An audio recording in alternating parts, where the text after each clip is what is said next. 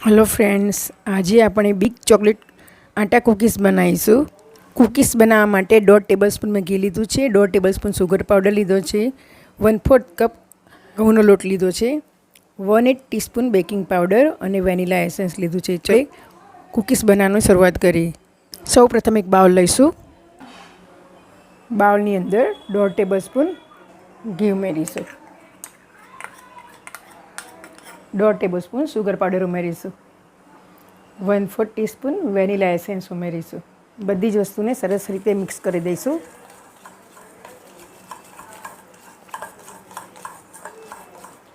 ઘી અને ખાંડના મિક્સરને 2 થી 3 મિનિટ માટે રીતે ફેણીશું, જેથી તે એકદમ સરસ હલકું થઈ જાય અને આપણા બિસ્કિટ એકદમ સોફ્ટ બને। આ રીતે ફેણી લઈશું। 1/8 ટીસ્પૂન બેકિંગ પાવડર ઉમેરીશું અને તેને પણ સરસ રીતે મિક્સ કરી દઈશું।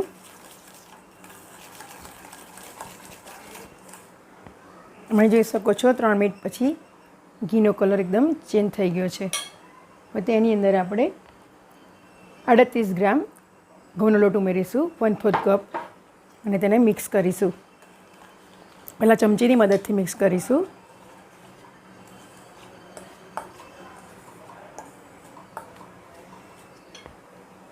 બે ટેબલસ્પૂન ચોપ કરેલી ડાર્ક ચોકલેટ ઉમેરીશું, તેને મિક્સ કરી લઈશું।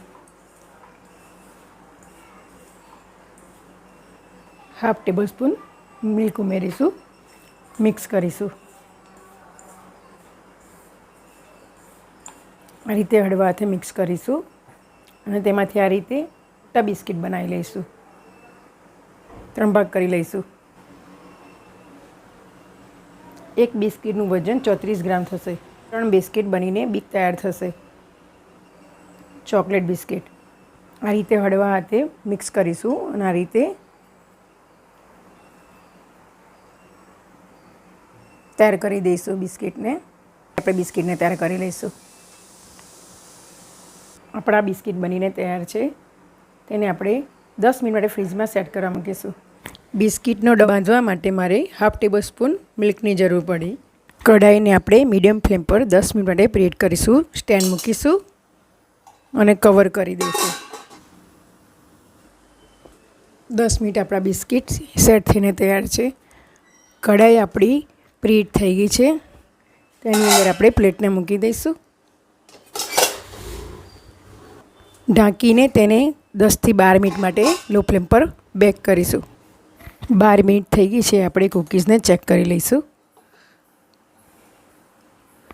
આપણા કૂકીઝ બનીને તૈયાર થઈ ગયા છે। વિડીયો પસંદ આવે વિડીયોને લાઇક કરજો। કૂકીઝ ફાલ્ગુની ચેનલને સબસ્ક્રાઈબ કરજો। બાજુમાં આપેલા બેલ આઇકનને જરૂરથી પ્રેસ કરજો, જેથી તમને મારા નવા વિડીયોની નોટિફિકેશન મળતી રહે।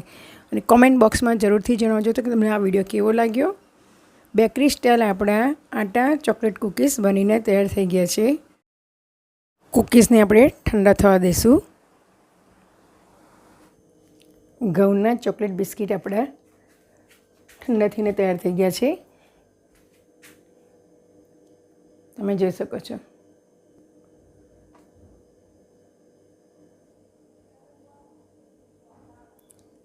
કેટલા સોફ્ટ પણ બન્યા છે। તો આપણા બેકરી સ્ટાઇલ આટા ચોકલેટ બિસ્કિટ બનીને તૈયાર થઈ ગયા છે।